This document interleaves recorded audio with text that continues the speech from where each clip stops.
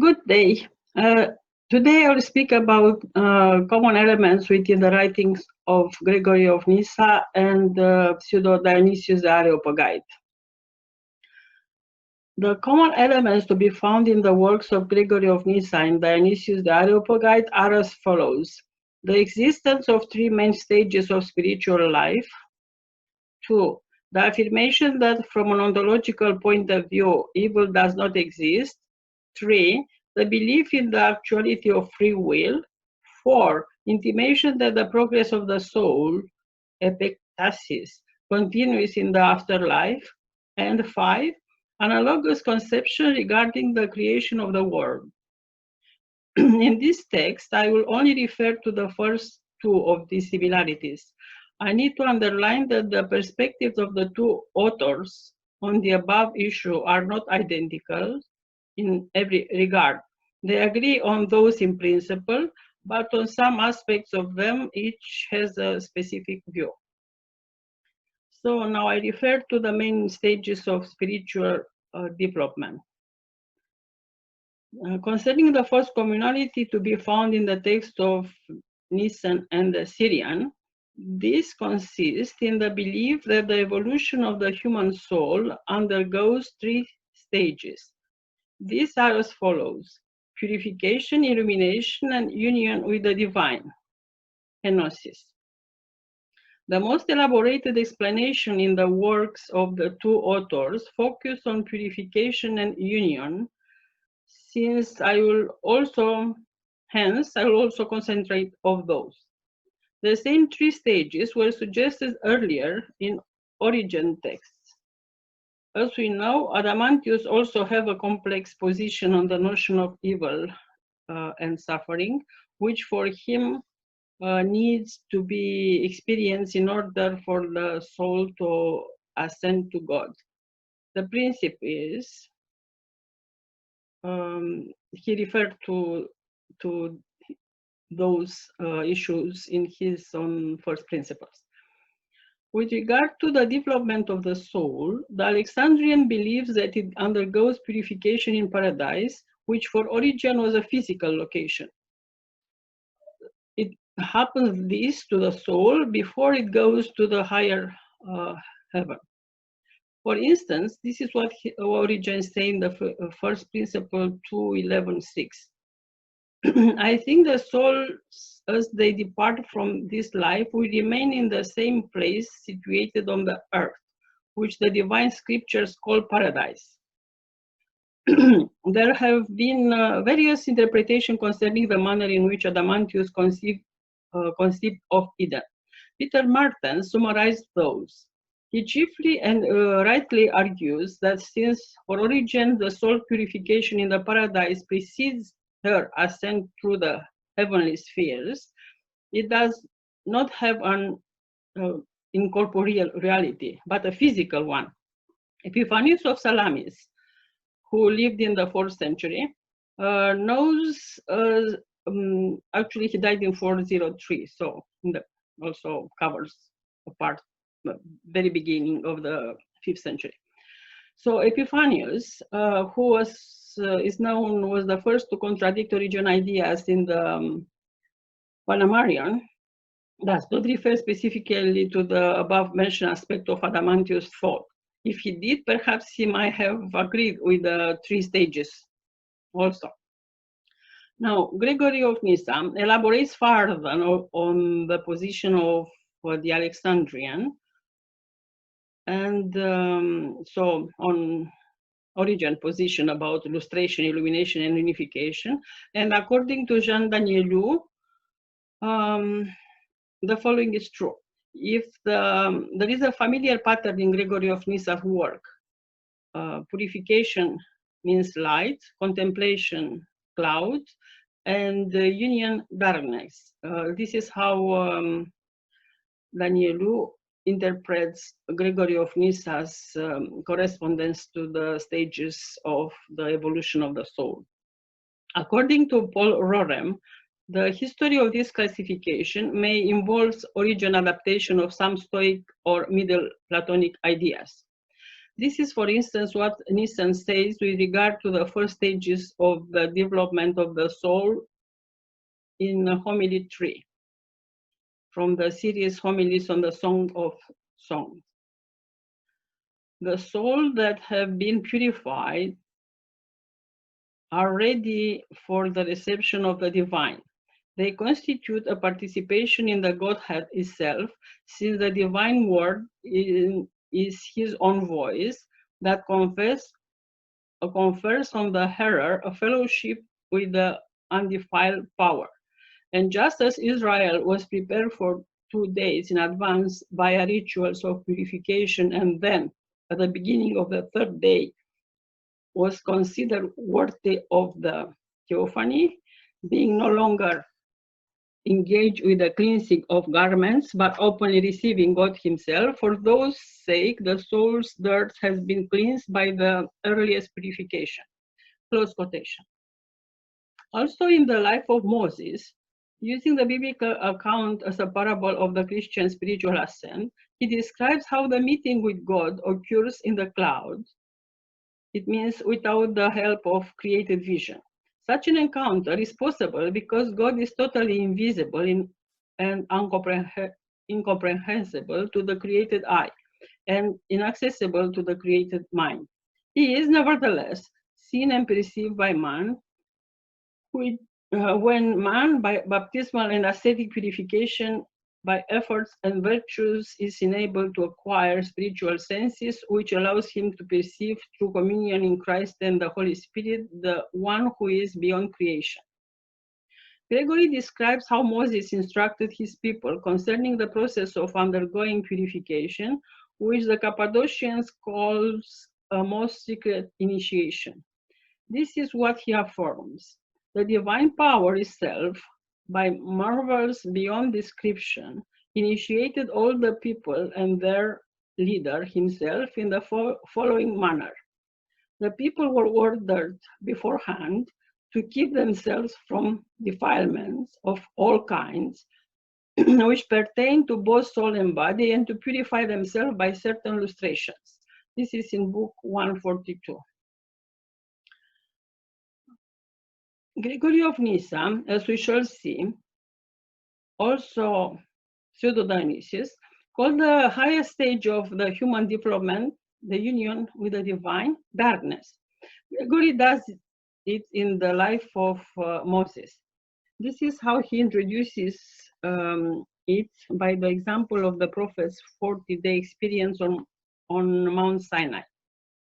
Then the clear light of the atmosphere was darkened, so the mountain became invisible, wrapped in a dark cloud. As he drew near, it became louder, and the trumpet surpassed itself, the successive sound exceeding in volume the preceding one.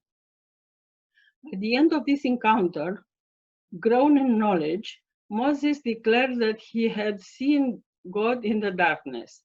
What is most interesting in these scriptural stories is that within a darkness as that which enveloped Moses, I quote now, the eye is not dim, nor does the person age.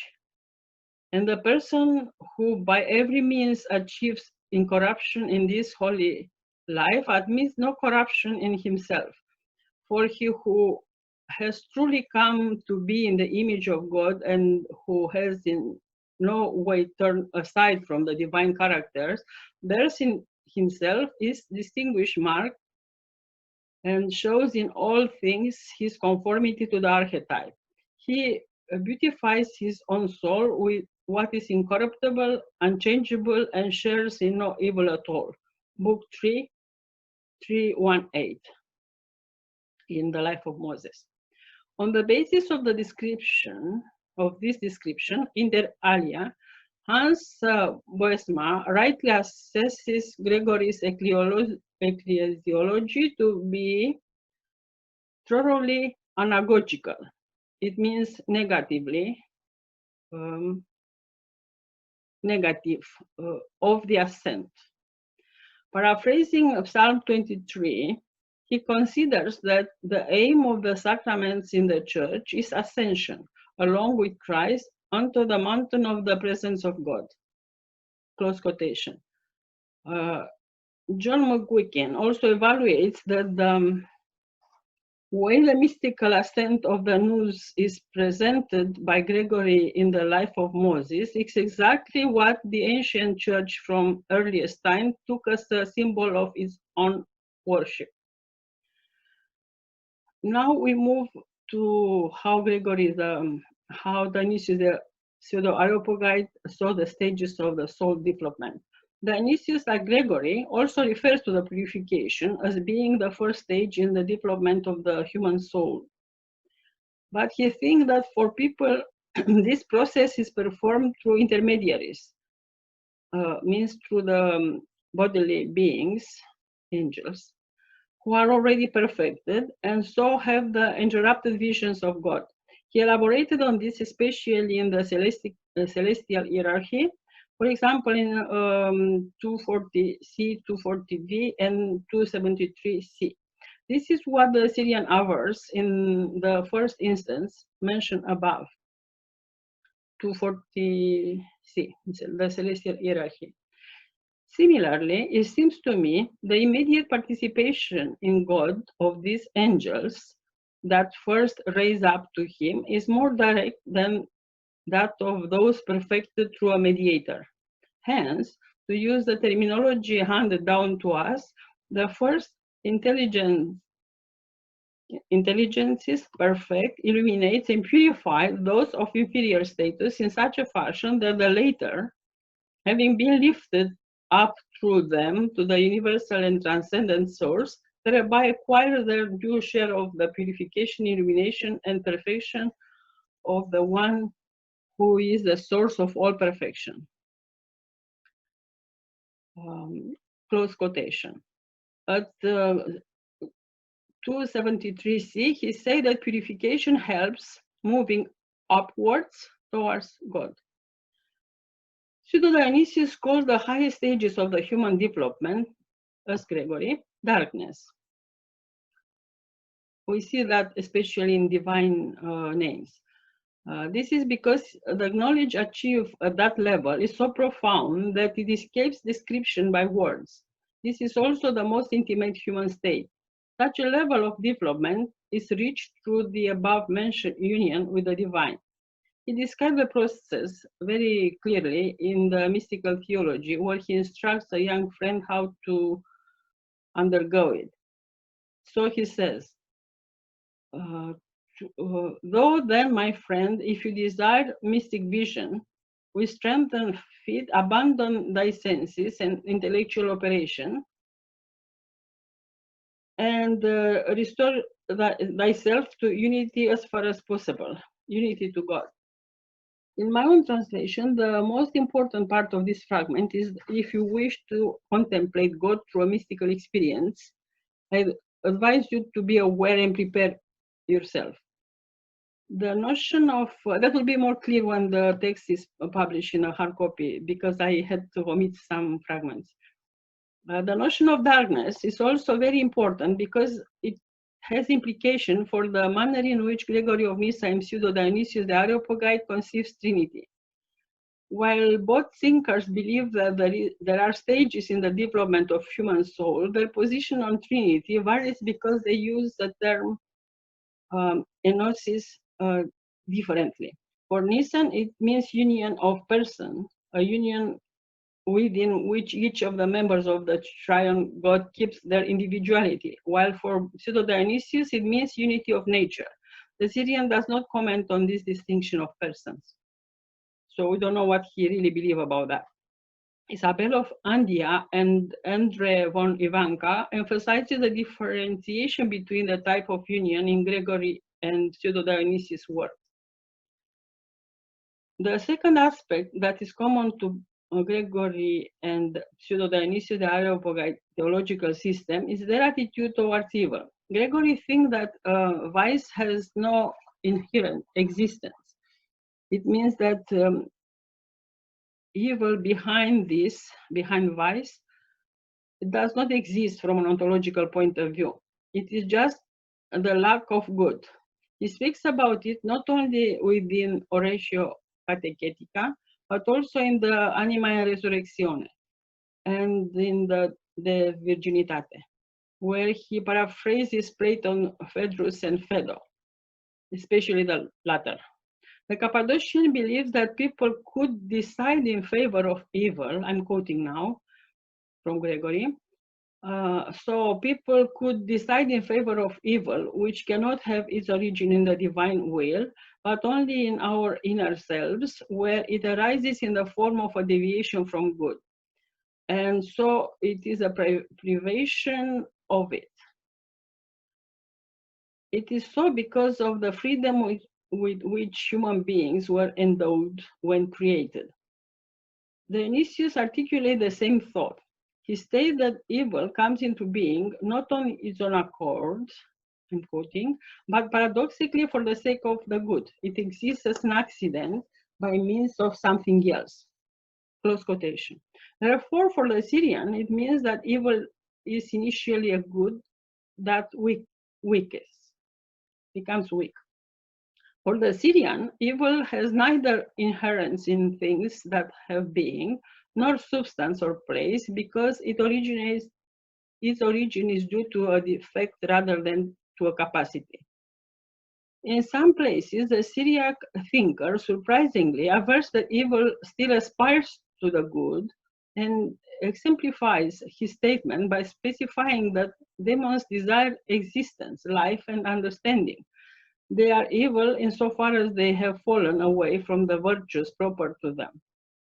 But as he also explained, that desire for what has no being in those who sin is proportionate to its lack of desire for the good.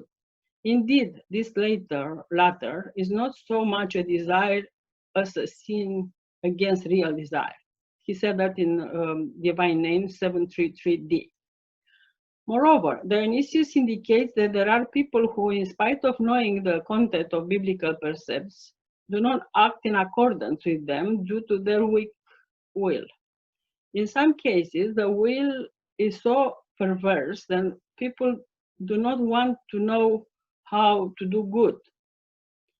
Because of this, among other definitions of evil, one could be that it is a deficiency of knowledge or an error of real desire. The Areopagite seems to believe that these two possible ways for evil to arise from the will are synonymous. Since for Dionysius ignorance is, as we have observed, one of the causes of evil, it is logical to assume that by understanding things clearly, one can turn to the good. Isabel of Andia comments on the above mentioned passage in the ecclesiastical hierarchy, which concern the candidate for a deep spiritual life, but noticing that for the Syrian, it is precisely up to the human will to accept or not the gift of deification that comes from the divine goodness. The extent to which this process takes place depends on the individual capacity to receive the gift. Thank you very much. So about the other, the remaining stages, the remaining communalities between Gregory and Dionysius' work, I'll speak on another occasion. Thank you.